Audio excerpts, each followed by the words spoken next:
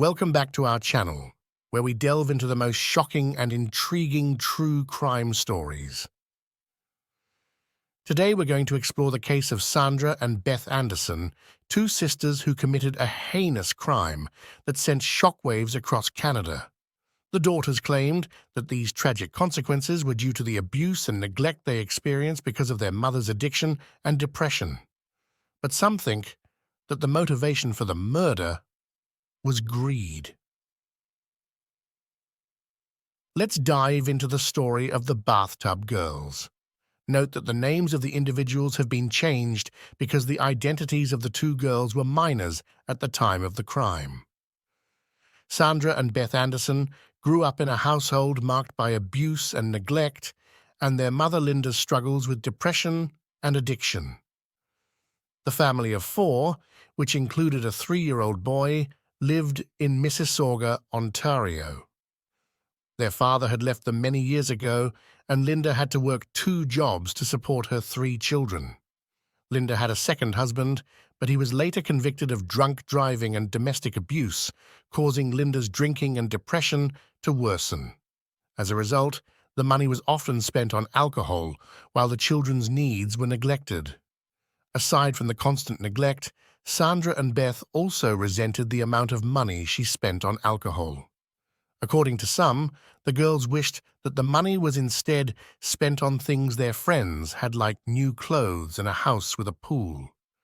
The sisters' resentment grew the longer they were often left to fend for themselves, with little support or guidance. This tumultuous upbringing would ultimately shape their actions on that fateful day. On January 18, 2003, Sandra and Beth meticulously planned their mother's murder. They spiked her drink with a sedative and then drowned her in the bathtub, wanting it to look like an accident. To establish an alibi, the sisters went out to dinner with a friend, only returning home at around 10:30 p.m. and calling 911. According to them, they had left just when their drunk mother was about to take her bath. It was only after they returned that they discovered her dead in the tub. The medical examiner stated that the cause of death was accidental, drowning secondary to alcohol intoxication. The girls were sent to live with an aunt while their younger brother lived with other family members.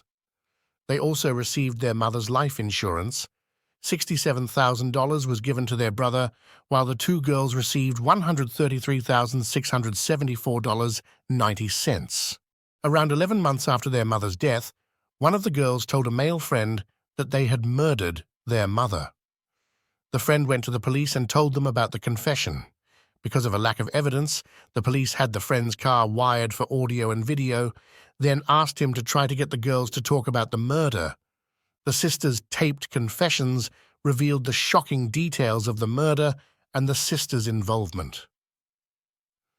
Sandra and Beth were arrested on January 21, 2003, and became known as the Bathtub Girls. They were tried and convicted of first-degree murder.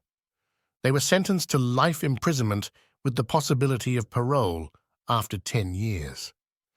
The insurance money they received was confiscated since they got it after committing a crime. By 2006, only $48,487.04 remained, which was paid out to their brother. The case sent shockwaves across Canada, sparking debates about juvenile justice and rehabilitation.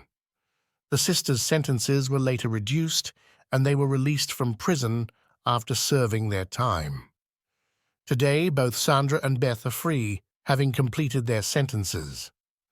One is a scientist, while the other is practicing law. Both women are now mothers themselves.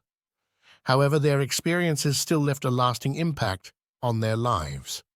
They have spoken publicly about the trauma they endured and the factors that led to their actions. Their story serves as a reminder of the importance of rehabilitation and support for juvenile offenders. Though it has been more than 20 years since the murder, the tragic story of the Bathtub Girls still causes us to reflect on the devastating consequences of abuse, neglect, and addiction. Some people believe that the girls were pushed to the limit, so it's somewhat understandable that they did the unthinkable.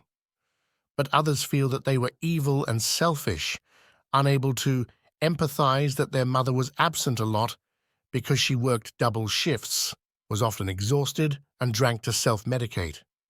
What's your opinion?